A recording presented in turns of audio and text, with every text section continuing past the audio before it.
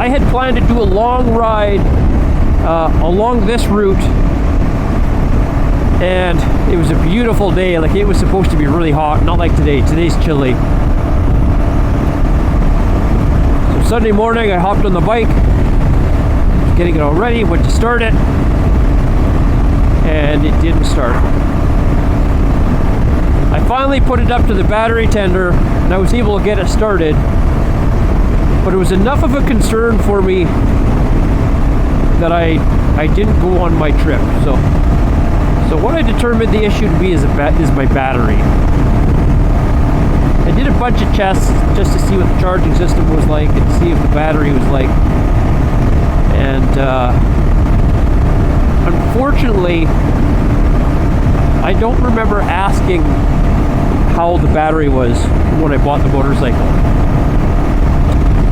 So when I pulled the battery out, I couldn't even find a date. It was all worn out. So I think the battery, is possible that the battery was the original. And then the other thing is, I wasn't maintaining my battery.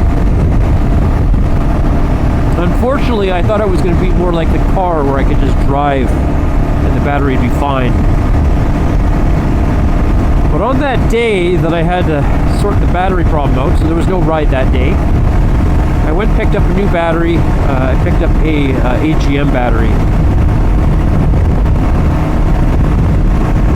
So I put an AGM one in my bike, which meant it no longer needed any breather tubes. So between the battery being old and mine not maintaining it, when I say maintaining it, I've since learned that if I'm not using the motorcycle, I should probably have the battery plugged in and have it charged.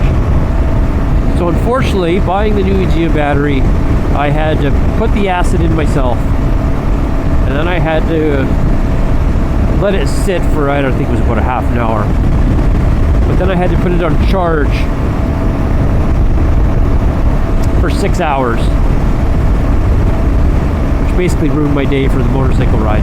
Now, I don't know if I could have started the bike, and if I went for a long ride, if that would have worked as a charge. I just don't know. But like I say, I didn't want to take that chance.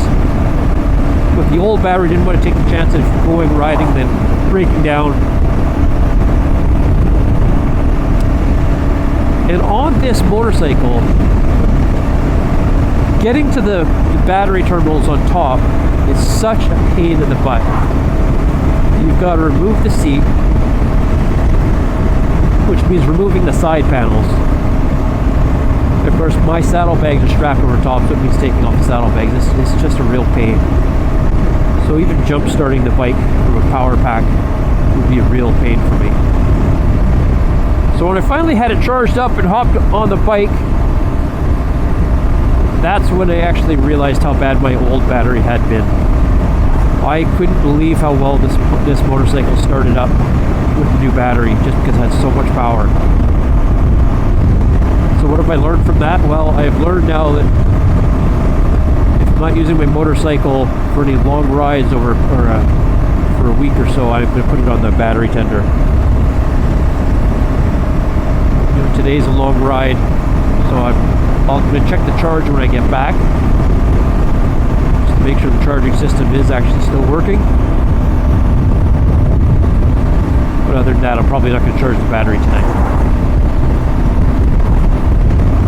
Anyway, thank you for watching.